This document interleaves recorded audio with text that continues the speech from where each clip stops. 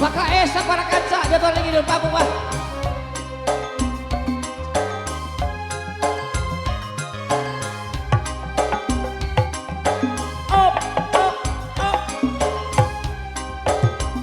Baheula kacapangan tina zaman galupakuan duka masyhur Pajajaran tempat payung keadilan ayeuna di kondangan mupusti asma warisan Siliwangi Ginanjar sengit nyambuang kamasur kapahlawanan juru bakti perjuangan lambang kajayaan Siliwangi kerapanangeuhan baheula geus kumelar putra Pajajaran anyar wawangina sumebar sajagat raya kawentar ampuh timpuh tur sabar kasatiaan wiwitan nyok cruk galur cacadram Siliwangi kerepanangeuhan wangsit pitutur nepukeun asma nuluhur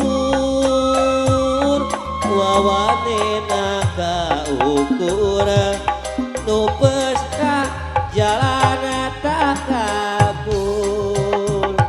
pakaulana ieu Pak Haji KS mudah-mudahan ulah jantan tunggu sirungan catang supaan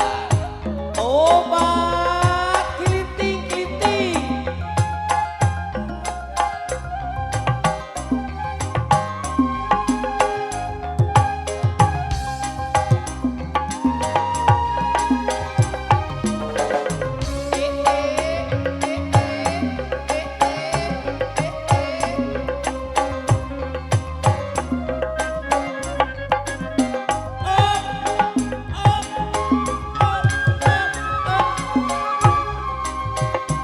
baheula geus kumelar putra Pajajaran anyar wawangina sumebar sajagat raya kawentar ampuh timpuh tur sabar kasatiaan wiwitan nyuk cruk galur cacadran Siliwangi kerepanangeuhan kiwari kacapangan tina zaman galupakuan duka masyhur Pajajaran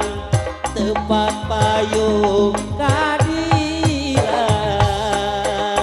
ayeuna di kondangan mupusti asma warisan Siliwangi Ginanjar sengit nyambuang kamasur kapahlawanan juru bakti perjuangan lambang kajayaan Siliwangi pupuhunan wangsit pitutur nepukeun asma nuluhur wawanena kaukur rupes ka jalan tak kabur.